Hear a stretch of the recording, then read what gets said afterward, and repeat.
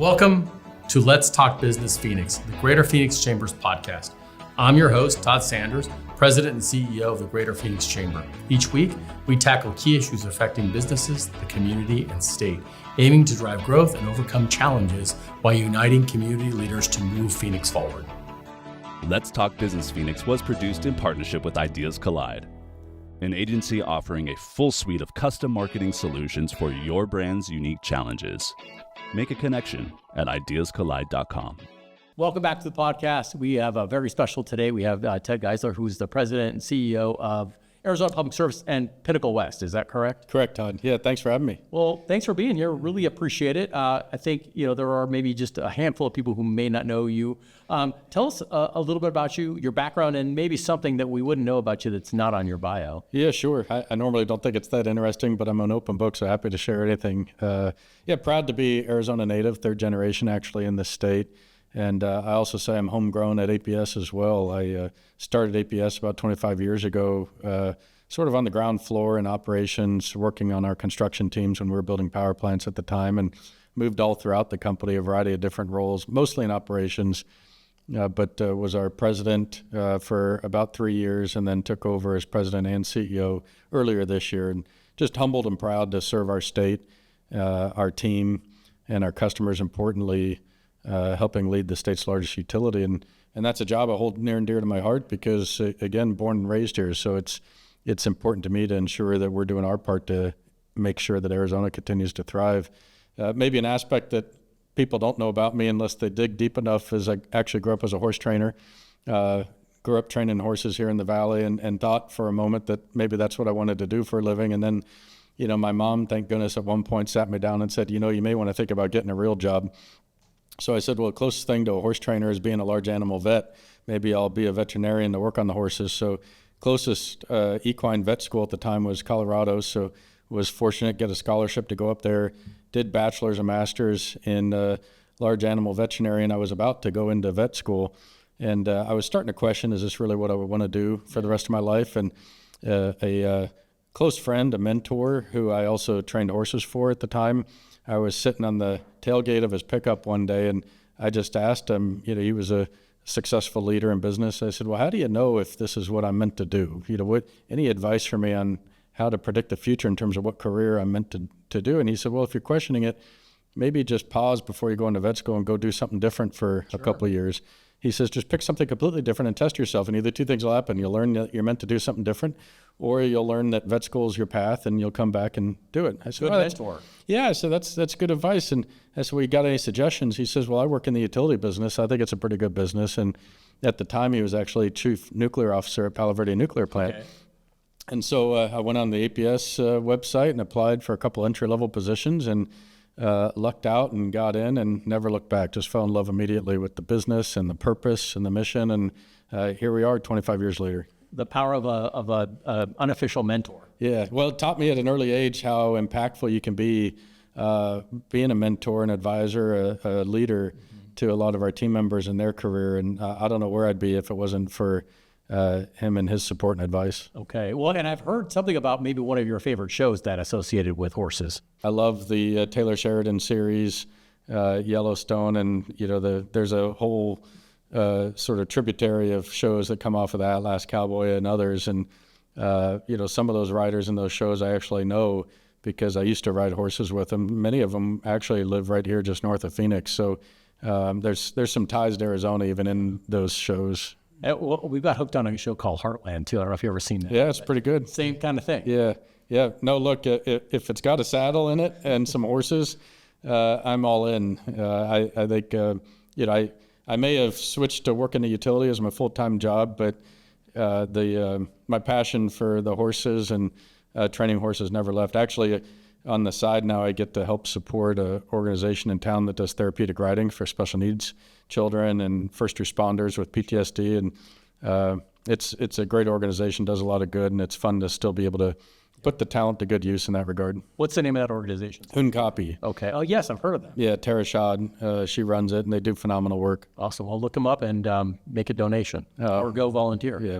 Very kind. So you do get to you get to get in the saddle once in a while. Is not as much as I'd like, but yes, yeah. From time to time, I taught both my boys how to ride. Oldest is 25, youngest 15, and they at least know the basics. My youngest is actually pretty darn good. He's got a good seat in the saddle and enjoys it, and so I try to keep that Western heritage alive as long as we can. Absolutely, especially third generation. That's right. In Arizona. Well, wonderful, and I'm glad that you obviously had that conversation with that mentor, and you're with us today. It seems like we've been talking about water for the last few years, but all of a sudden, energy seems to be really something that people are thinking about. I had the governor's chief of staff, Chad Campbell, on a couple weeks ago, and he said his biggest thought right now is energy and the importance of energy. You've learned the business from the ground up. Talk to us a little bit about sort of energy in Arizona, and then how are you all at APS thinking about energy and ensuring that we have a reliable supply going forward? Yeah, obviously I'm biased, but I do consider energy to be just an absolutely critical element of the infrastructure needs to help ensure, one, Arizona is healthy and sustainable to be able to live and work today, but then two, that we're doing our part to install the infrastructure necessary to continue to attract growth for the future. And the infrastructure that we install, it's no different than putting in water infrastructure or roads or schools. You absolutely need it to be able to support livelihood in our state and to be able to create the foundation necessary to enable growth. And we know that growth is the key to our economy going forward. And so we really take that job seriously. I'll tell you, if you step back in time, the history of the grid, which is about 145 years old, there's really been 3 cycles of big booms for growth. The first was post-World War II, soldiers coming home, new homes, businesses. The second was when air conditioning really became prevalent as a standard within homes and businesses. And the third is right now.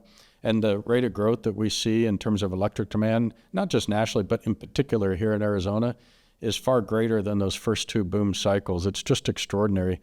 We expect that between now and 2031, we'll see our electric demand increase by 40% in the summertime. Think about that. We're about 140 years old as a company. It took us 140 years to get to the level of demand we have now, and we're going to see that increase by about 40% just in the next 5-6 years. Just extraordinary. So our job is to make sure that we can install the infrastructure needed to support that, but most importantly, not put reliability at risk in the process. And that starts with planning. Our planning goes out 10 to 15 years, both in terms of where we need new transmission lines and infrastructure, where we need to build new power plants. How do we install resiliency in the grid to where you can actually have equipment taken out for maintenance or outages and your customers never even know it because you've got redundancy in place. I will tell you lastly, Todd, one of the things that's different about this cycle of growth compared to what we've seen in the past, we always have been blessed with strong residential inbound population growth. We've always had robust business growth. But our large commercial or industrial growth has been somewhat modest compared to other states. We've never really been known as a big industrial society here in Phoenix, and that's changing, whether it be with TSMC and chip manufacturing, which is tremendous for our economy, or data centers, which is huge electric consumption. And so when we think about the growth that we're seeing and the infrastructure we need to install, a lot of it is to serve those large users of electricity like chip manufacturing or data centers. Just for comparison, your average megawatt serves about 160 homes here. Okay, so 1 megawatt is 160. Yep. Okay. About a big, your average big box store, call it like a Walmart or a large supermarket, about a megawatt as well. Okay, as the equivalent. If I take that same size store but make it a data center, about 400 megawatts. So exponential and around the clock need. And so when we talk about serving that type of new customer and consumer, which I would argue is vital for society, we're all going to depend on data centers and AI, no different than we do electricity or water. Our job is to install the infrastructure to support them, but the scale at which we're talking about is unlike anything we've ever seen before. So it's critical for us to do our part to invest in infrastructure, keep up with that growth. But again, most important, don't do it in a way that ever puts reliability at risk for our customers here in Arizona. And that's a huge focus for us right now. So is it safe to say that we could draw a line from AI to this really strong need for more infrastructure? AI is really what's driving a lot of this. It was the post-war boom, it was air conditioning, and now it seems like AI. It is. Chip manufacturing and the supply base for chip manufacturing is a meaningful element, but AI still even dwarfs the demand being driven by chips. just put in perspective, Todd, we've got about 8,500 megawatts of peak demand expected this summer in 2025. As we sit here and talk today, we've got about 3,000 to 4,000 megawatts of AI data center demand that is in development or under construction that will be connecting to the grid over the next few years. And we've got another 16,000 megawatts of AI demand sitting in a queue waiting for us to be able to work on the timing and scale at which we can serve them. And so I meet regularly with the data center customers, and again, I think they're vital to our economy and us as a society, given how much we all expect to be continuing to use and depend on data for our day-to-day needs. But I'm quick to tell them that we're excited and anxious to serve them. But we got principles that we need to live by.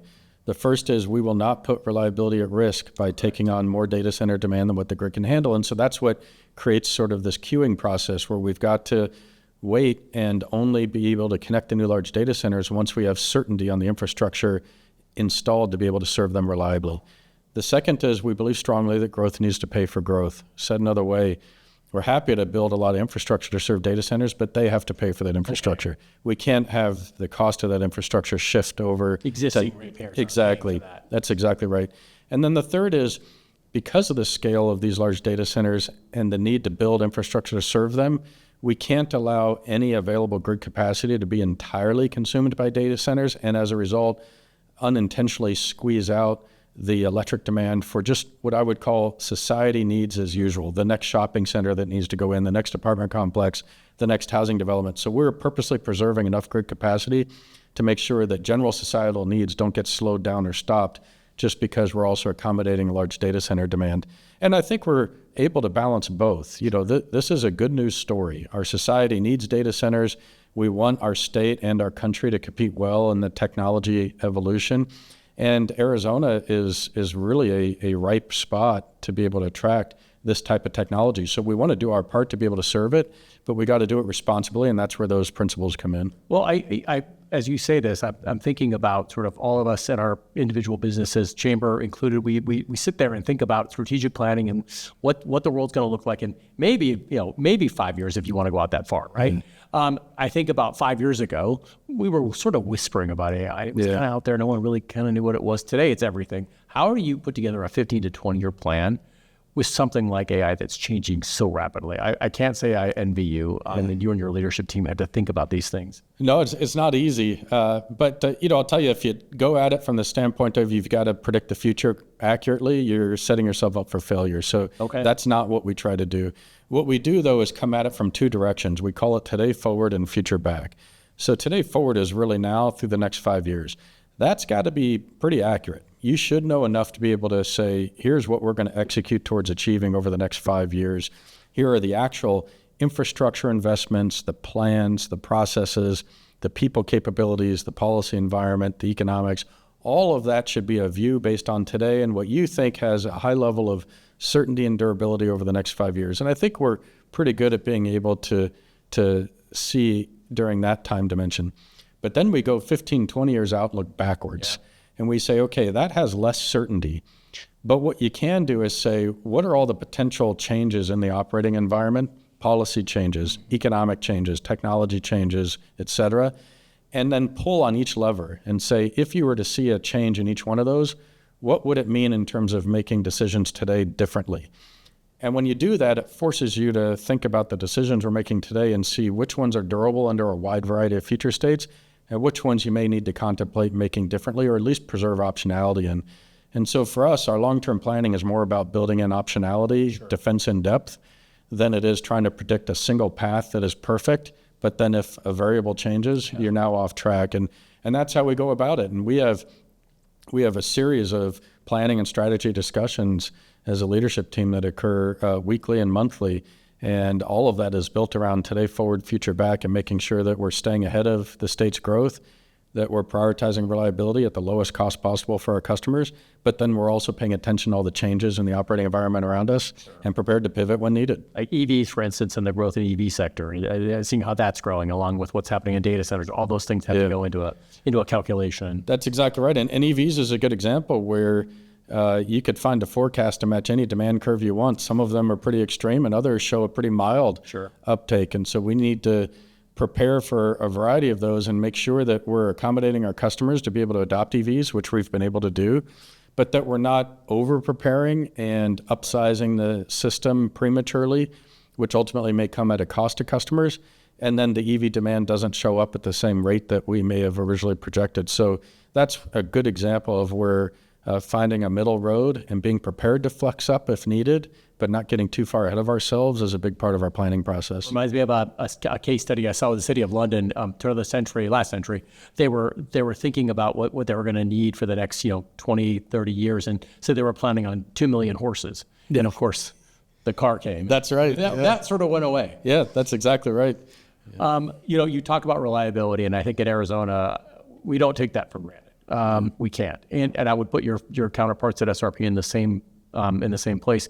We don't tend to we just don't have those issues with rolling brownouts or just the unreliability that you see in other systems. Correct. Why are we different? What is it that makes us so different? Where that just doesn't seem to be a factor in Arizona. Yeah, we work very closely with our peers, SRP and Tucson Electric, and we take seriously our collective role as a state utilities to ensure a reliable grid. And I will tell you that we openly target what we call top quartile reliability for our customers, meaning we want to be in the best 25% of all utilities in the country in terms of fewest outages and shortest duration of outages. And that doesn't happen by accident. It starts all the way back with planning, to where the way we engineer and design the grid, we build in enough redundancy and resiliency to where you can have equipment failures, you can have cars hitting poles, and you're not going to have your customers overly disturbed by that because you've got resiliency built in. But then it also goes into the way we staff our teams, the tools and technology we provide them to be able to operate reliably, and then how we respond when outages do occur. And so we design and target top quartile reliability for a purpose because we think the geography that we serve here warrants it. When you live in Arizona, you're really putting health, safety, and people's livelihood at risk if they can't count on reliable electricity. And you wouldn't be able to attract the business growth we do without it. I was meeting with executives from TSMC a while back, and they said that there was a couple points along their journey where they were seriously evaluating other states to be able to build out the rest of their fabrication centers.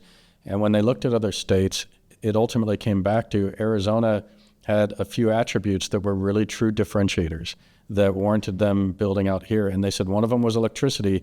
It wasn't just our reliability, it was also the affordability of the electricity. And they said, APS, you really matter. You matter for us selecting this site, and we're counting on you to continue to deliver that reliable electricity at an affordable price. And I take that seriously.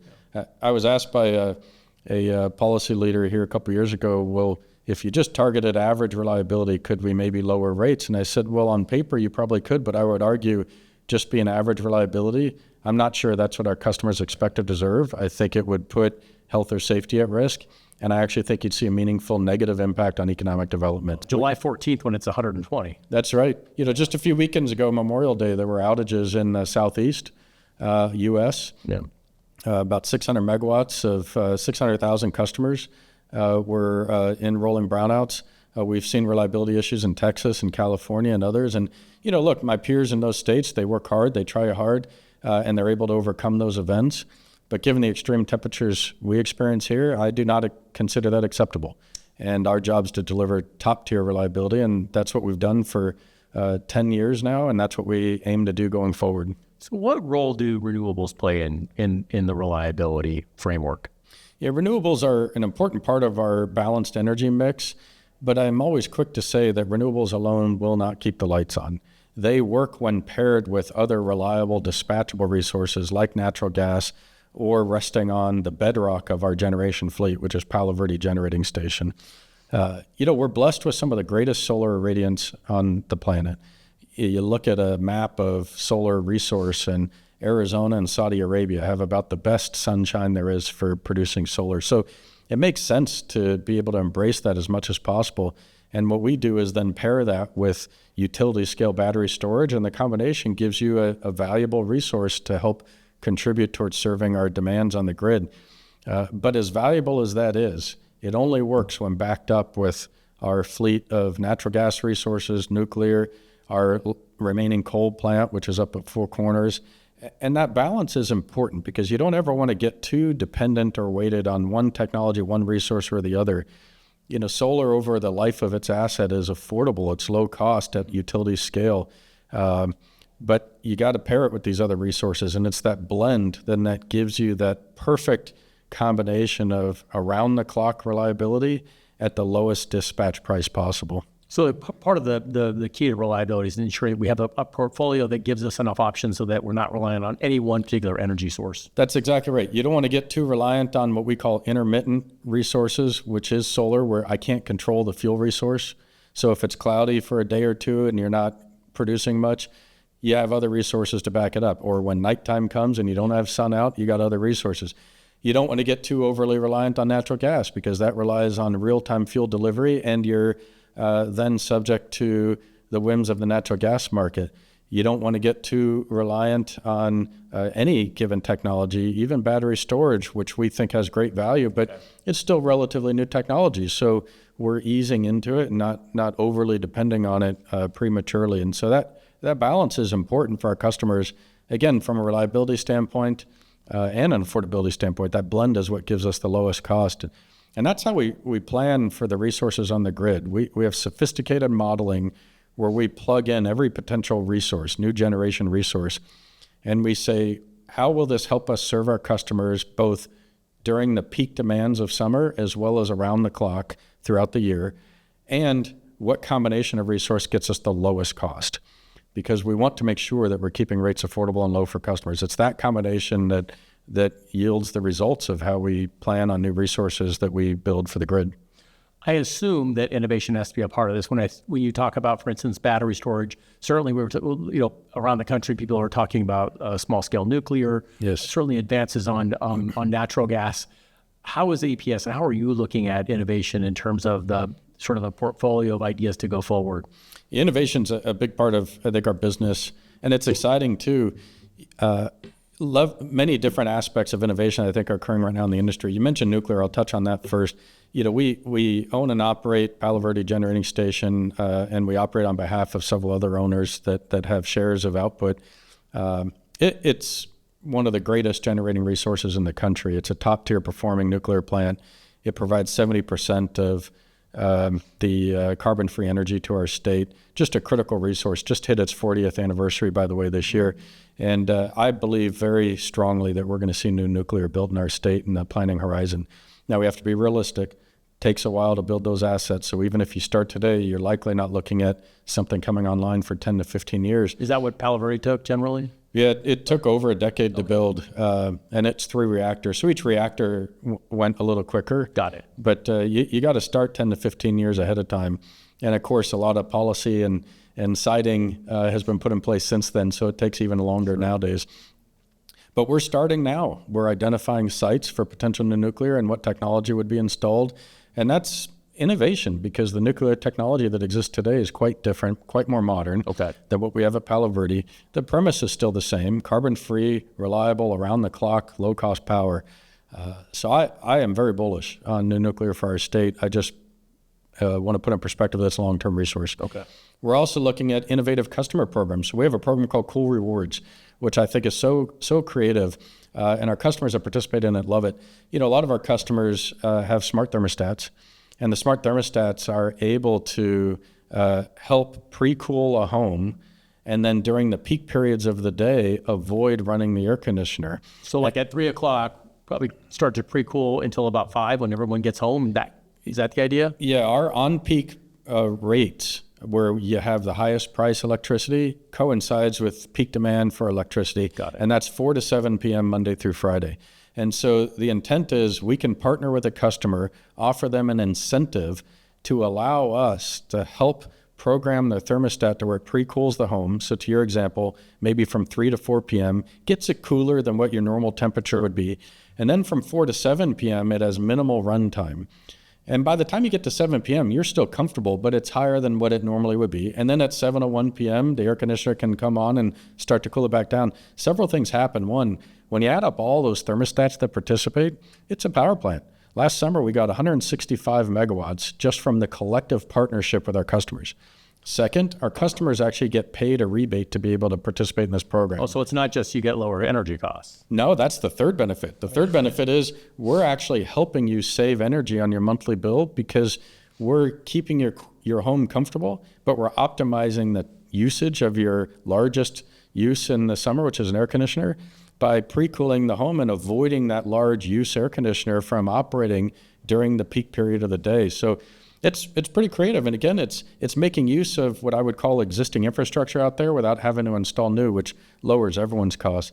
And then, a last example of innovation I'll share with you, Todd, is we're looking at ways to innovate being more efficient with utilizing the broader transmission system. So we are changing the way we measure the full capacity of transmission to be able to take more advantage of available capacity, using what we call dynamic line ratings to where you can have real-time fluctuation and limitations on the transmission system, so you can flow more electricity on the transmission system by using technology to monitor that capacity compared to what we've done before where you have fixed limitations. We're testing advanced conductor right now where you take the existing transmission poles and structures, replace it with advanced cable, and that doubles or triples the amount of power you can flow on those same lines without having to install new lines. More capacity to serve more growth without having to see more transmission lines. So a lot of good work is happening in that space as well. And those are just a few examples of the innovation. One of the risks that we invest a lot to help protect our communities around is wildfire risk in our state. And we're actually one of the leading utilities in installing technology in the field to be able to predict and protect communities against wildfire risk.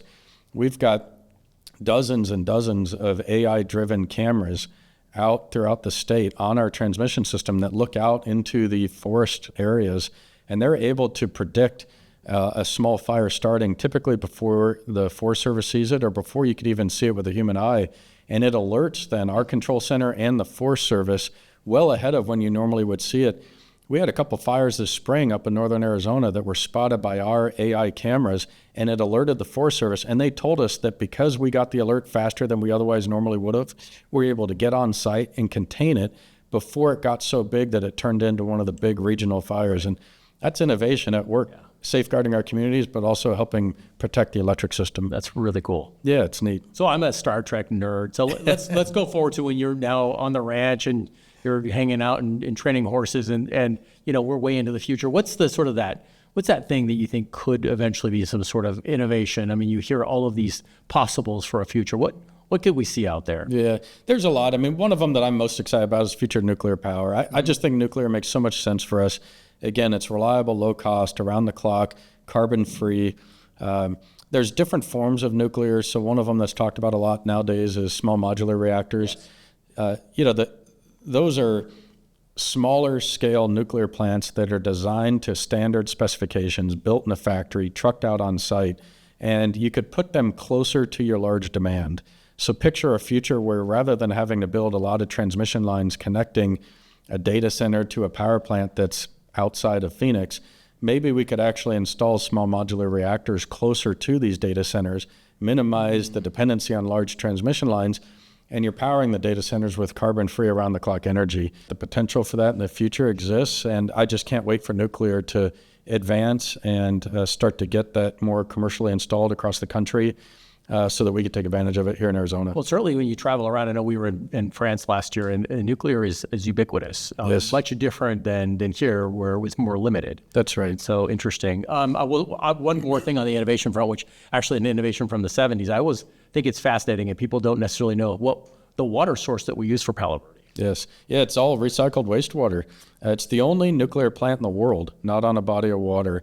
It's really an engineering marvel. I always say, along with the canal system here in Arizona, Arizona is just famous for having grit and pioneering a lot of technology. And Palo Verde Nuclear Generating Station was one of them, where it was built in the middle of the desert where you didn't have plentiful water. And so rather than tapping groundwater resources, our company led an effort to partner with a handful of municipalities to where we actually buy wastewater from those municipalities. We have our own water treatment facility. We convert that wastewater into water used to be able to feed Palo Verde, and that's how we create power. And so it truly is a 100% sustainable resource. Todd, from a business standpoint too, it's also the largest single commercial taxpayer in the state. There is no other property structure that provides more funding to our state schools, roads, parks, or government than Palo Verde does.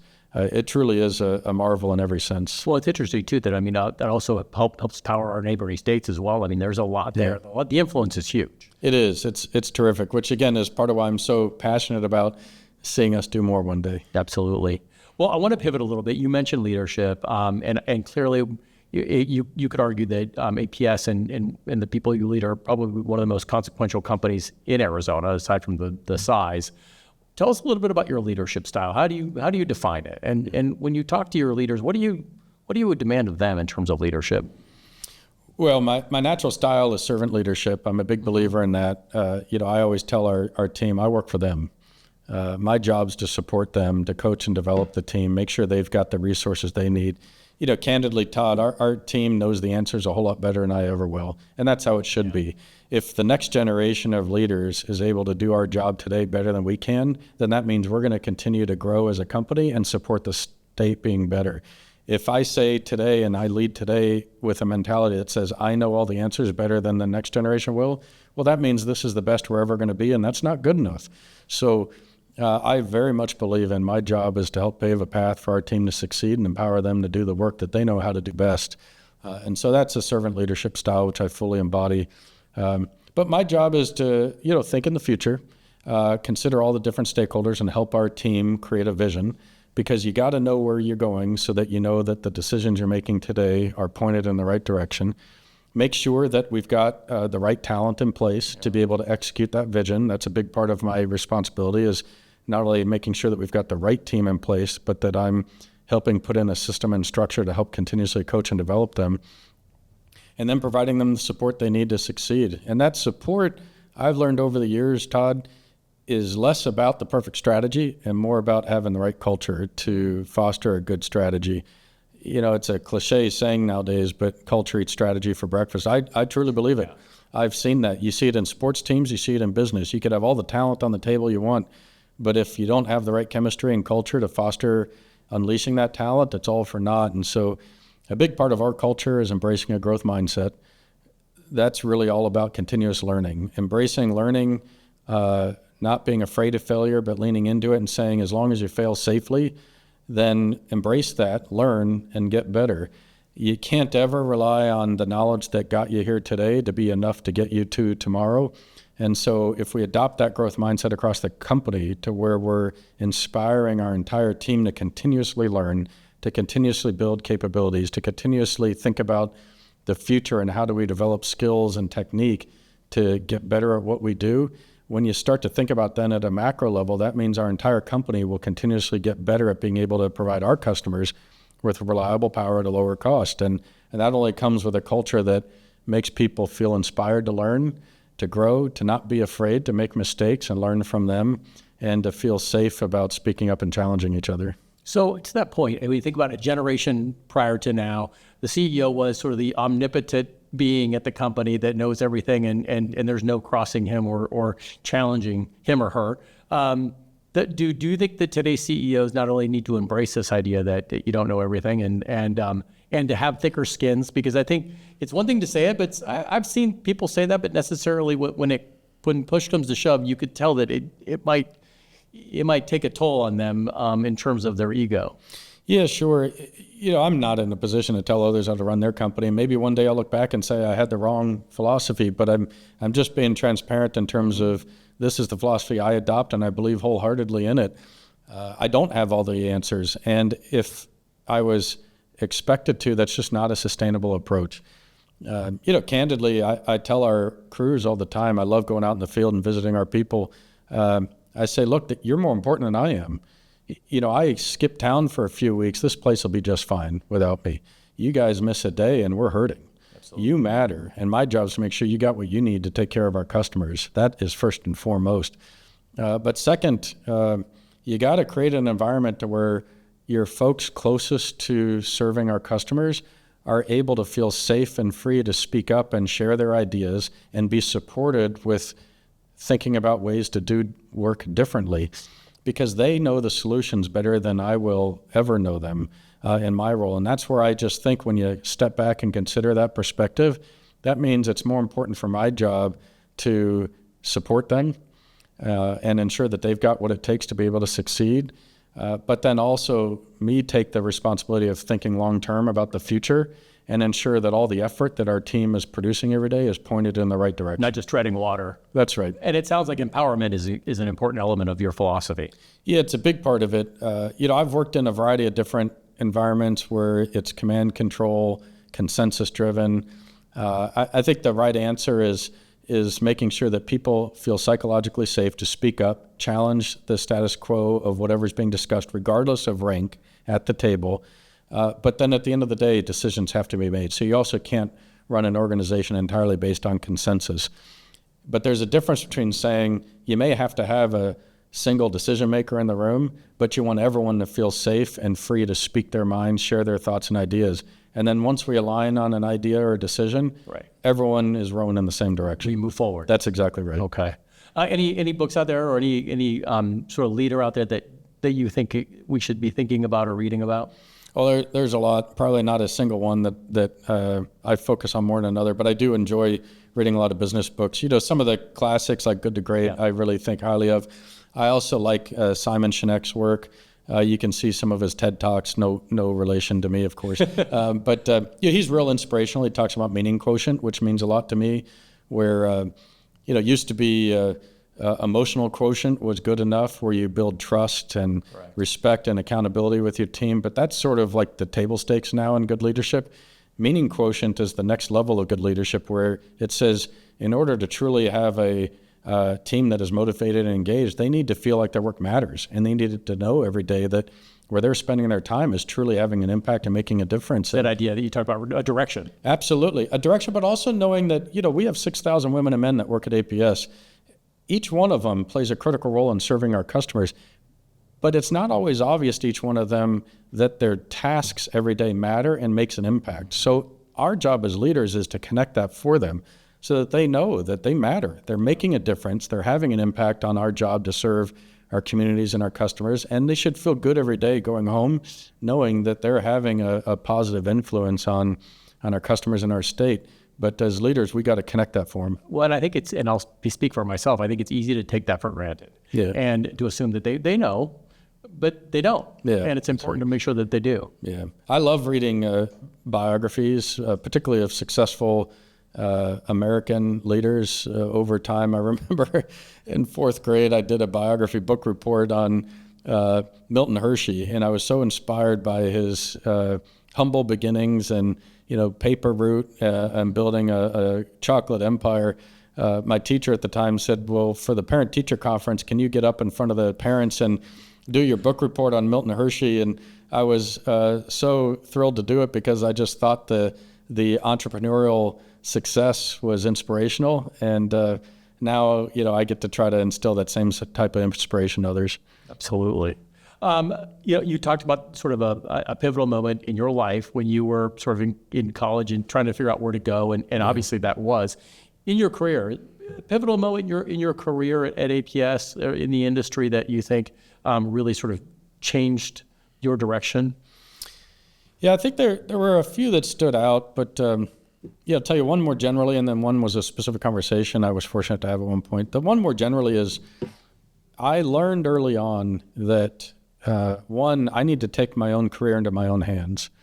If you wait on leadership to just simply point you in the direction that they want, then good things can happen, but you may not be learning or growing as fast or as much as you would desire. And so, I really try to tell our folks that it's up to you to chart the course for how much you want to learn or grow.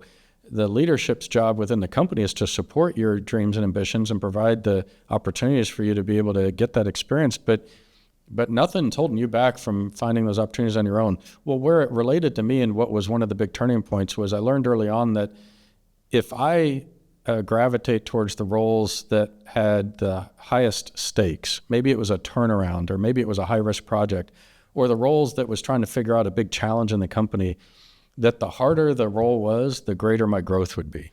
And that was pivotal for me. To be uncomfortable. It was to be uncomfortable. And that's the opposite of what as humans we normally do. Normally we ask ourselves, am I qualified for this role? Correct. And I sort of interpreted that as, well, if I feel like I'm already qualified, then that means the amount that I'm going to be able to grow and learn is less than if I go to a role where I say, look, on paper, I'm not really qualified, but I believe I've got the capability to grow into it.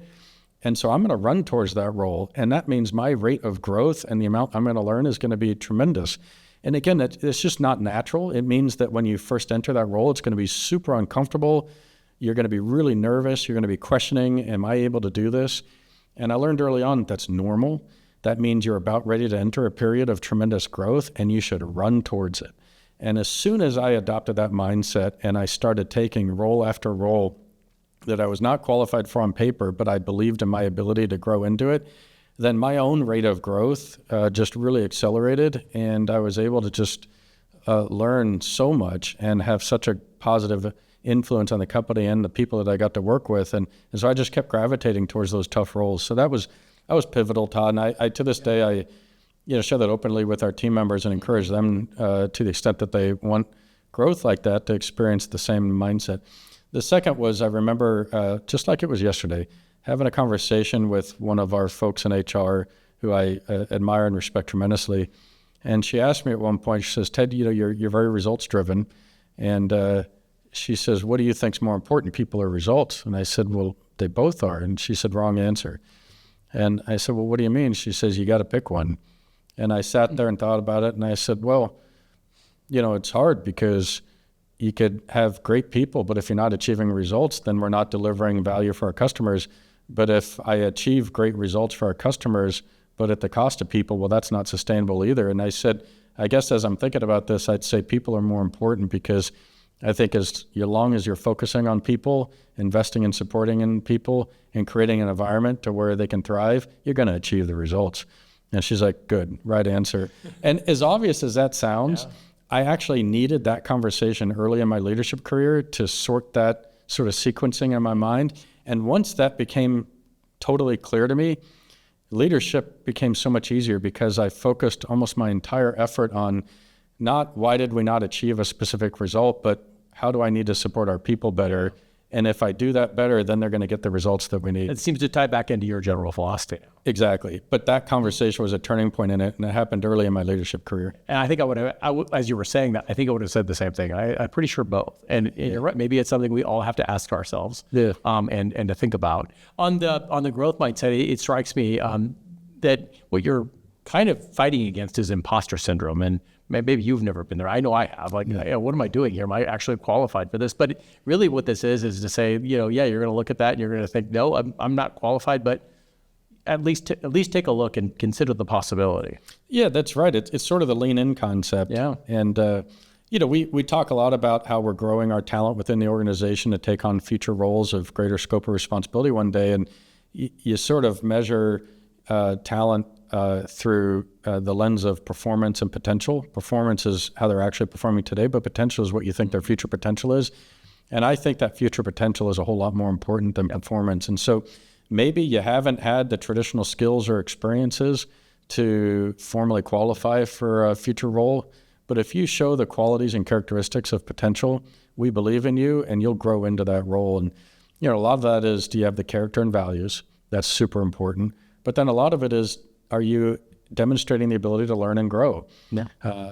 Our environment is changing so much, policy, technology, economics, that even if you mastered a lot of information today that made you overly qualified for a role, the attributes of that role are going to change so much given the rate of change within business that I'm more interested in how your ability is to grow, learn, and adapt than I am how much do you actually know today. And if you gave me two leaders and said one of them knows a lot, is perfectly qualified on paper, but their learning agility is low. And you gave me another one that said they actually don't technically meet the qualifications today, but they have high learning agility, I'd say give me the second, because they're going to need to be able to continuously adapt and learn, and they're showing me that they have the competency to do that over time. And one thing's for certain is change. Absolutely. Well, and it strikes me that you're sort of channeling your mentor. Yes. You were a kid who didn't have any experience in the utility industry, but he saw that there was something there. That's right. Yeah, I don't know what he was thinking at the time, but it worked out. He obviously knew what he was talking I about. suppose so. So, we've been talking a lot about the energy industry and demand and the need in Arizona, but I think from where I get to sit and my friend Danny side and others, we actually see another side of APS, and that is the community side, which most people, I think, either they don't see or maybe they take for granted. But first of all, why, right? You don't have to. And tell us a little bit about that commitment to the community. Yeah, it's a critical part of our role, I believe, in the state and candidly our culture within our company. I do believe we have to. I don't think it's a choice, but we do it willingly and fully embrace the opportunity to support our community. Look, we're a single state utility. We only do business in the state of Arizona, which means everything we do is guided by what's right for the people and prosperity of our state. If our state has trouble attracting growth or creating a high-quality environment for people to live and work, then as a utility that exclusively does business in this state, we don't have a future either. And we care about the people that we serve. Our entire employee base lives and works, goes to church, goes to schools with the same people that we're serving every day. And so to think that our job stops at the meter, I think is irresponsible. We have a deep-rooted history and future obligation to support the community's vibrancy in all aspects: health, well-being, workforce development, and just simply the sort of ability for our community to continue to support one another in the current state and our growth. Some of my most favorite sort of community connections is volunteerism. Our employees volunteered over 95,000 hours last year, and they did it willingly. It's not a job requirement. So you're not asking people to go do something? No, I'm not asking them as a requirement, but I will tell you that I talk about it a lot. And we really work hard to try to create volunteer opportunities for our employees and help find out what is passionate to them. And let's match you up with a volunteer opportunity, and then we'll provide you the time or the space or the resource to do it. You could be on the clock. We're paying you. Okay, so they're not doing it on a Saturday necessarily when they're not supposed to be at work. They're doing it at both. It's both in time, and then obviously a lot of them are super passionate, and they're leveraging our connections or resources to be able to go work on a Saturday. But the point is that, and I say this to our new hire orientation, if you're coming to work here and your thought is you come in the morning, you leave at night, you don't think about the community afterwards, you're probably at the wrong employer. That APS is a round-the-clock service. We never stop working to deliver electricity, but equally so, we never stop working to support our community. So it could be volunteering at heat relief, which is one of my favorite personal volunteering activities, where we will go help support community members that are vulnerable and find out what can we do to help them sustain living during the summer. It may be weatherization of homes or helping repair broken air conditioners or helping support and fund the 211 program, which is where any community member can call 211 at any time during the summer and either get a ride to a shelter or get someone to come out and help fix their air conditioner or find financial assistance to help them pay bills in the summer, whatever it may be. Those are examples to where we have an opportunity to engage and support. Supply My Class is one of my favorite programs, and our employees just love it, where we go and reward teachers with gift certificates and gift cards to help them supply their class better. So there's a myriad of opportunities for the community engagement, community giving, and it's just a part of our DNA and our culture, and I think that is imperative because we are so intertwined with Arizona's history. I mean, we've been around since before the state was a state. What was that year? April 29th, 1886. So think about it. Around that time, you had the fight at the OK Corral. I think Geronimo was captured around that time, and good old APS was founded. And so our roots run very, very deep within Arizona. And another part of our company, Todd, is we're not just about serving Phoenix. Certainly, that's a big part of our focus, given that Phoenix is fifth largest metropolitan area in the country. But we serve most of rural Arizona outside of Tucson. And a lot of those rural communities, we're the largest employer, the largest taxpayer. We're very involved in helping support the community from a nonprofit standpoint. And I'm proud of that. I love it. We should be leaned on and depended on in those spaces. And we embrace it with open arms, and it gives us a chance to connect with people beyond just simply serving them with power. Well, and from, like I said, where I said it's pretty substantial, and it makes a difference. So Appreciate that. So thank you. Of course. Well, I want to thank you for spending so much time with me today. Oh, happy to. It was, I think for me, really interesting to hear sort of your history, your story, and then some of the things that are happening at APS. Before we let you go, we're going to do a quick lightning round. Okay. All right. So first job. Let's see. First job was washing dishes in the back of a bakery up in North Phoenix, and then I was also mopping floors at night at a hair salon. Of course, that was in parallel to training horses, which my mom would have said was a hobby. I said it was a job, but either way, I was in the saddle Did you a lot. get paid? Well, it was sort of trading off the horse expense. How's that? It was a hobby. Yeah. All right, so what'd you learn from those jobs? What was it? What did you take from that? You know, dependability was a big thing I learned. When I did both of those jobs, I remember the employers at the time saying, one of the reasons you're here is because the people prior to you weren't dependable. And I just thought, well, that just doesn't make sense to me. Like if you commit to give me a space on your team and you're going to pay me for that, then I need to commit to you to show up and do what's expected of me. So that was something I took a lot of personal pride in. But I tell you, too, the other thing that always stuck with me from the beginning, and whether it was stacking hay and cleaning stalls at the horse stables or washing dishes or mopping the floors at the hair salon, you know, there's a lot of good folks at every company that put in a lot of hard physical work every day. And that's where I sort of adopt the mentality that they matter a whole lot more than I do, even at APS. They are physically using their body to serve our customers in our business, sometimes even putting themselves in risky situations. And I just have a tremendous amount of respect for the folks that work very hard every day to make our company work, to make the state prosperous, to make our nation work. And I really embody that belief that, you know, those of us in positions like I am, I'm working for them. Yeah. And I learned to appreciate that mostly by some of those first jobs I had. Well, and you see it. I mean, imagine if we didn't have linemen, for instance. That's right. People manning our power plants. Yep. I mean, what would that mean in just a day? That's right. And it's not a 9-to-5 job, of course. You know, you have equipment fail. We want to get there and repair it before our customers ever experience it. Or, you know, you see a monsoon storm roll through. I remember one of my favorite moments as a dad was my youngest son when he was 5. He saw a storm rolling into Phoenix one night, and he went into my truck, got my hard hat, came and brought it to me and said, "Here you go, Dad." I said, "What's this for?" He says, "I see a storm coming, and you're going to have to go out there." And, you know, he's right. As a utility, most of us, we hunker down when the monsoon storm's coming through, but at the utility, we charge towards the carnage because that's our time to shine and make sure we're there to protect the grid for our customers. Well, also, you know, pretty proud to see, and we're going off topic a little bit, pretty proud to see, you know, I think when Puerto Rico was hit with a hurricane, or in New York, I think there was the hurricane that went through New York. I mean, and we were there. APS was there, SRP, our crews were there. That's right. Yeah, it's one of the greatest things about our industry is that we have incredible mutual support. And other utilities know they can call on us, and we'll send crews, trucks, equipment, and I know they'd be there for us in return. That's a big part of operating a nationwide grid. Yeah. Okay, first concert. George Strait, Clay Walker opened for him, and it was at the time America West Arena. All right, yeah, that goes back a little bit. I love George Strait. He doesn't talk a lot. He's kind of a quiet concert guy, but he sings good. That's part of what I like, I think. It's just give me the music. And oh my gosh, what a talented musician. Oh, love George Strait. Okay, hidden talent.